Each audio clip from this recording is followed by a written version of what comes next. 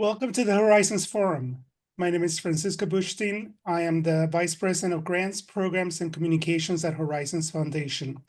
We are excited to be joined today by Solicia Aguilar from LGBTQ Connections, based in Napa County, Chase Overholt from Positive Images, based in Sonoma County, Scotty King from Rainbow Connections at Sebastopol Area Senior Center, also based in Sonoma County, and Will McGarvey from Solano Pride Center, based in Solano County. All of these organizations operate across multiple counties in the North Bay, and in many cases beyond. In the interest of time, we'll skip formal introductions to dive right into our discussion. I encourage you to learn more about each organization and our panelists by visiting the Horizon San Francisco Bay Area LGBTQ Organization Directory. So we are thrilled to have you join us today for this special North Bay Town Hall event, which is part of the Horizons Forum series. Horizons Forum is a program designed to connect to the public with experts for insightful discussions on the issues that matter most to the LGBTQ community. So today's town hall offers an invaluable opportunity to hear from local nonprofit leaders, learn about the services available in your area, and explore ways we can all contribute through volunteerism and donations to support our community. During these challenging times, we need to come together, strengthen our bonds, and discuss how we can continue to uplift and empower each other. So let's get started. LGBTQ youth are often the most vulnerable, yet also some of the most active in shaping the future of LGBTQ activism. So let us start a discussion with a couple of questions to Solicia. So Solicia, how have young LGBTQ individuals been reacting to the current political climate? And are we seeing increased sense of fear or uncertainty among queer youth? Or is there more engagement taking place or an activism? Yeah, all of the above. All of the above, Francisco. I think that's indicative of being LGBTQ. That's kind of been a calling, whether we want to or not sometimes. And even prior to our current political climate, before elections even were going on, things were really escalated for young people, both in Napa County and Sonoma County. We hold programming in both counties. So, at the school level, what was going on was that there were higher instances of bullying happening. Uh, Teachers weren't necessarily prepared to handle that. There's all that in combination with things that were also elevating in conjunction with LGBTQ issues. Um, so, the fortunate thing or the unfortunate thing is that bullying's happening. The fortunate thing is that having contact with the students directly and having ongoing relationships with them for years long, like we know these young people personally by name, their story, they have access to us so that what we saw this year was that when things were happening at school, the students were going to the office directly as it was happening to talk to the principal. And in those moments, calling our team and staff, I got personal calls too. Hey, Sol, can you come and meet me at the office right now? I need your help. And I would drop everything and go to the office to sit with them as they're having these conversations and in real time advocating for themselves and asking the school staff and admin to help them. For me, that was probably one of the most impactful meetings I had seen. The unfortunate thing with navigating bullying or things that happen on campuses a lot of the time is that, well, because of fear and because people are afraid of liability and legality, people at the school level sometimes will extend meetings when things go awry or things are happening. They'll push them out so far out in, the distance or in the future that by the time you actually have a meeting with to hold and address some of the issues that were going on, students leave or have graduated. The teachers that were involved are no longer there to help support the claim or the statement, and it really dilutes what was happening. So because the students in this instance were able to have the tools, the resources, and the fight within themselves, the awareness, the confidence to meet it as it happened, it invited like I can't even really describe. The most change I had seen working here was when the youth did it. So it kind of prevents a little of kicking the proverbial can down the road. Yeah. Yeah. So it's interesting, right? So there's a lot of standing up, but can you tell me, have you witnessed this in terms of youth leadership at this point, in terms of the youth saying, we're gonna come together, and how are they reacting to the challenges, and empowering themselves to do that, Yeah. whether it's individually or as a group? I think it starts with all of that, right? It's the individual, what you're experiencing, with what people see or don't see, what's happening behind closed doors or in the locker rooms or in the bathroom. Being brave enough to share that in a group setting with people your age, with us to inform further action. So, like, I was speaking that these conversations were happening in the school office, but there's also other steps in action that are influenced by youth leadership that are still happening now. One of the things that the students are taking a lead on at one of the schools where this is happening is informing our best practices trainings that we do to actually meet what they're experiencing at school. And they're working towards forming a panel where students will speak directly on what's happening for them to the entire school. And also informing us of some of their identities and orientations that they own that were maybe not present on our best practices training prior to this. So they really took something and tailored it to meet their need. That kind of leadership, that kind of innovation is really what we need to put on our youth to make movement and forward action to take place. So for me, this is like rising to the occasion. Um, yeah. Yeah, and LGBTQ connections. You get the catchment area that you guys serve is so that Napa, Sonoma. Yeah, It's pretty broad. it's pretty, yes. Yeah, it's both Napa County and Sonoma County. We hold youth leadership teams for ages 14 to 24. And what this is based on, our curriculum is basically community organizing. So developing leadership, having our youth talk about trust and what it means to them, how it's applicable, exploring their different ways of communication, reflecting, how to acknowledge their risks and ask for help. And the thing that really gets this going is consistency. It's your representation. It's you coming in and being open about what you know or you don't know, having real honest conversations with young people. Because once they're able to see themselves reflected in you or vice versa, because there's reciprocity happening there, it really helps promote this idea of like solidarity. We very much inform and show up as coaches or mentors, but there's solidarity there because we're very much experiencing the very same things or have had experienced that as well. And that's what makes it representation and visibility really impactful. Thank you, Celicia. Now let's shift the focus a little bit to honor the resilient warriors. What I call the resilient warriors of liberation and joy are older LGBTQ individuals, particularly those folks who lived through the AIDS crisis, the never-ending fight for women's rights, civil rights, and other pivotal struggles that we'll engage in, and that our older LGBTQ folks continue to bring a wealth of experience and wisdom to our community. And I think, Scotty, you know this the best. So let me ask you, how is it that the older LGBT community members, particularly, are feeling during this period, um, the current climate? And the second part to it is, are they worried about protections for their generation under the new administration rights that they've gained over the years? Oh, well, thank you, Francisco. Yes, we're worried. I have friends that are worried their same-sex marriage might be unraveled.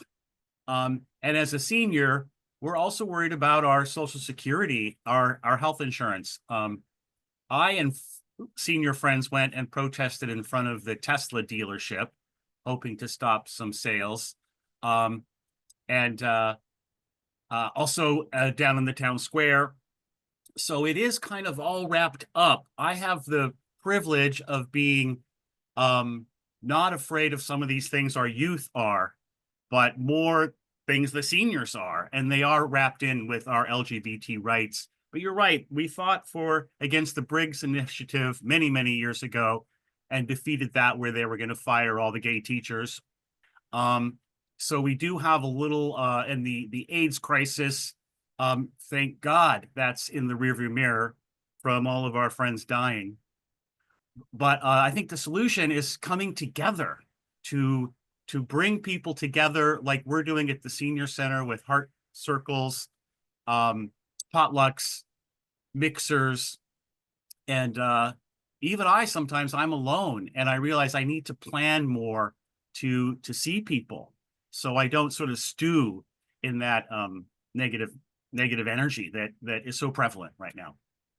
Yeah, right. It feels like, if you've been around the movement long enough, like they're trying to put lipstick on the same pig, but it's still it's different type of shade of lipstick, but it's the same old things. But moving on to the resiliency, right, that the elder community has. Can you talk a little bit how that has helped shape the support structure we have today? And there are examples of how their experience have inspired actions of solidarity in this current climate.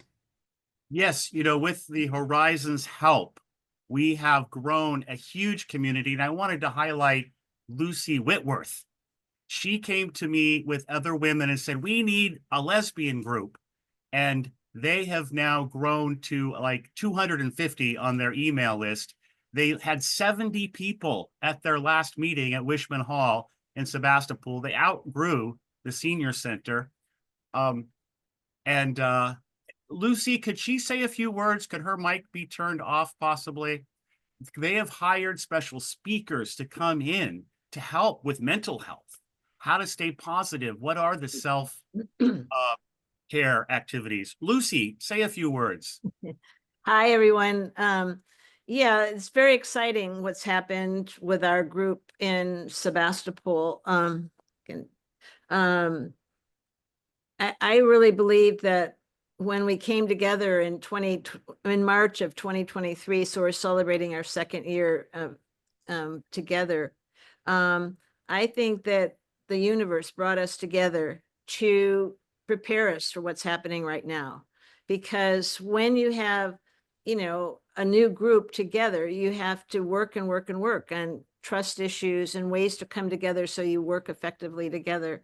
And so we have been able to do that by having different speakers come in, and then we break into smaller groups and get to know each other. And it's very, very exciting to see what has happened. And, most of us have been out there fighting for all kinds of different causes and rights over the years. And so, when number 47 won this election, it was kind of like we were going, oh, shoot. We didn't want to spend, our elder years, once again, being out on the streets and having to do that. But we are well trained, and we have done it for years and years and years. And so we went through our first part, which was, being truly suffering from trauma and just in such deep grief once that it had happened.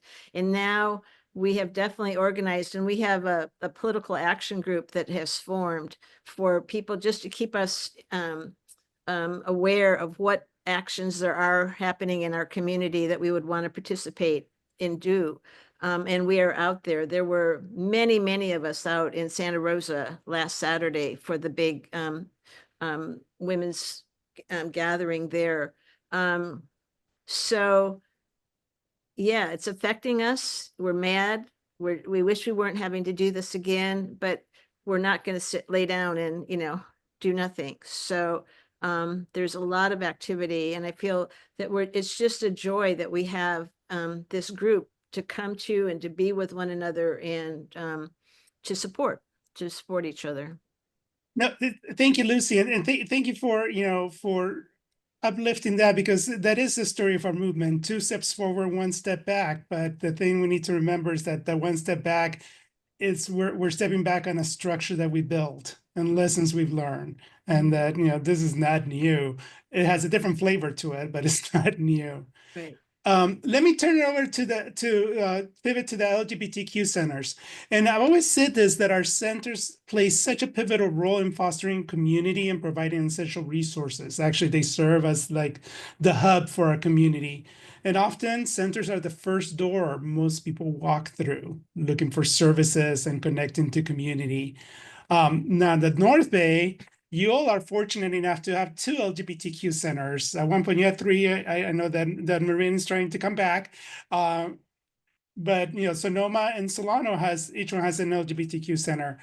So let's turn the conversation to them. Let me start with you, Chase, in terms positive images as the LGBTQ center, who I know that your reach is all the way, even though you're in Sonoma, you service from Marin all the way to Humboldt County. It's huge, right up the coast, north coast of California. Um, can you tell me a little bit of how, have you all been adapting to this current political climate, as well as some of the more significant challenges are facing positive images right now, and what do you hear from the community? Yeah, thank you so much, Francisco. This political climate, as we've heard from Lucy and Scotty and Sol, it's not new. It's just a different flavor. It might be more intensified and more ramped up, but the things that we were doing previously are even more important now, right? So it's not really that we are pivoting per se, it's that we're doubling down. We're doubling down on investing in community spaces and queer joy, because that really, and I was hearing that from Scotty and Lucy also, that like the joy-centered like community belonging is the antidote to a lot of this fear. And I think that that's kind of like this core idea of what a community center is like, come in here, escape the world for a little bit, be with community, be around people that validate and affirm you, and don't worry about that piece of it so that you can invest in the other parts of your life and build community with those folks. So while we're doing that, we're also, continuing to work in some community-based advocacy. We're a little bit more on the mental health side than the advocacy side. I think that it pairs really nicely having Connection and PI in Sonoma County, because they're doing a little bit more of the advocacy. We have a youth leadership development team too, but our youth leaders are learning about holding peer support spaces and not necessarily about advocacy. So they complement each other really well. But that being said, our advocacy looks like our training and education arm that is seeing a huge uptick from schools and organizations requesting even base level SOGI cultural competency kinds of trainings, and some people that are looking to invest further in their understanding of how to be not just an ally, but like a co-conspirator in this work.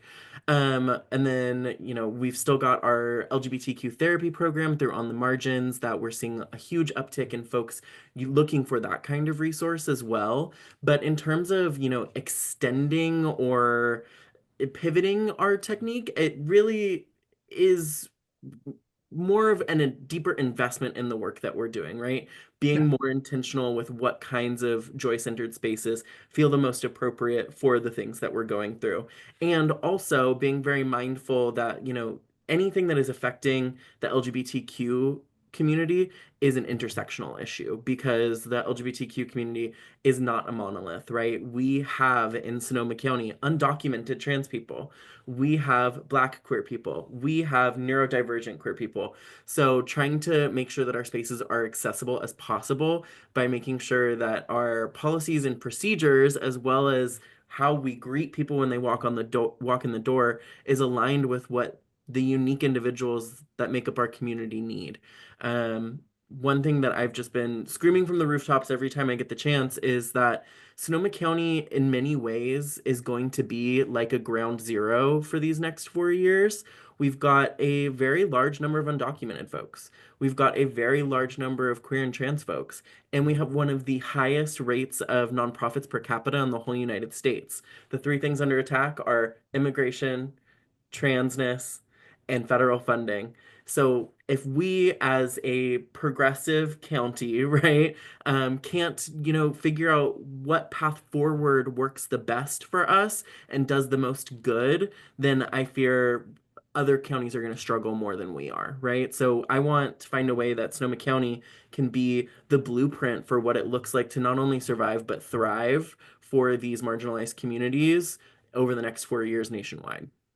No, definitely. And I think, especially, in the non-urban centers, I think there's a different way of organizing and a different way of coming together. Where I was talking to a colleague of mine, a more, not so much about intersectionality, but more about interconnectedness. And how is it that we can connect across each other? Let me turn over to Will at Solano Pride Center. That yes, like Positive Images. Solano Pride, y'all deep into Contra Costa County, all the way up to Sacramento. I mean, once again, the coverage is huge. But can you talk a little bit how you adapted to how folks are adapting to the current political climate, and then any new initiatives you may have had, or what's happening in Solano? Hey everyone, Will here. We've done a couple political action days. One of the things that we're recognizing is we're starting to get some folks that are moving our direction for housing affordability. And Vallejo is one of those great places to live that has a ferry into the city, and lots of good public transportation for folks getting into Oakland and other areas as well. But that also means that because we're a county that doesn't have a whole lot of gender affirming care in our hospital systems here, that we're starting to ask some of our hospitals and medical systems, Kaiser, Sutter, North Bay Health, to think about who in their system they could encourage to get licensure to be able to do more gender affirming care for our clients here, rather than forcing them to take a whole day of travel to San Francisco or Oakland or Stanford. And that's one of the biggest things that we've been asking, but also trying to do more meetings with our elected officials, trying to give them those actual stories of members of our clients to be able to share, and pretty disappointed in a lot of Democratic leaders. Some of them have been slow to meet with us, but also slow to find their voice. And I think perhaps we need to offer some better training for them for how to reframe the current political discourse. Not only our own governor threw trans students that want to play sports under the bus this last week, but has been meeting with some other folks that are white supremacists and others on the religious right or the far right politically, that and rather than having the framing to be able to point out that we're only talking about 12 students in the NCAA that are competing at that level, and reminding folks that once someone's done a year of hormone replacement therapy, that they are that there's no difference between a trans woman and someone who's assigned female at birth to compete with one another. I think we need to do a better job of teaching our politicians how to stand up for us. And that's been one of my biggest frustrations. But also just trying to reach out to some of the newer folks that are moving our way and are looking for good queer spaces. We've got good social groups in Benicia and Vallejo, but we do a lot of the social groups in Central County and East County. As you know, we've had issues with some of our local politicians in Vacaville that are a part of the religious right. And so that continues to be an issue for us. But we got funding from Travis Credit Union to do an adult prom. So that's one we're resisting, with creating events that allow some of our adults to have the prom they never had in high school. And, just trying to be creative, trying to help folks realize how they can support each other, and creating more of our support groups. No, definitely. And I think, that always comes through whenever you talk to an LGBTQ nonprofit or program, right? Because we've always had to do it for ourselves. The creativity and the fierceness and the relentless that people have. I'm going to throw this question to both of you, Chase and Will, in terms of, from when the center speak, because I know also you serve as the hub, organizing hub.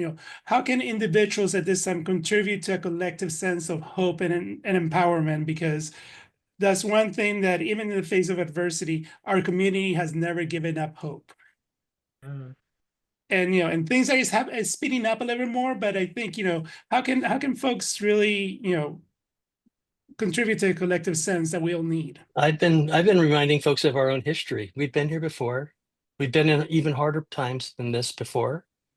If you think at the early AIDS crisis, even in a meeting with the county this morning in our public health department, reminding folks why the L comes at the beginning of our alphabet soup, because they were so instrumental in caring for folks that were struggling with AIDS and dying of AIDS, reminding folks of our resiliency and that it was trans women of color who started at Stonewall. And we're ready to riot again for our rights if necessary, making sure we don't leave any of our other partners behind.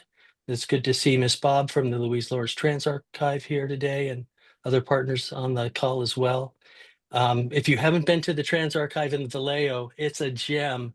You need to take your youth groups and senior groups there in small groups because it's an amazing place, and meet Miss Bob and hear the stories. That's how we survive, is by recognizing how far we've come, but also that we've been here before and we've been in worse times with ACT UP and all that was necessary to take on a government that was purposefully moving against us and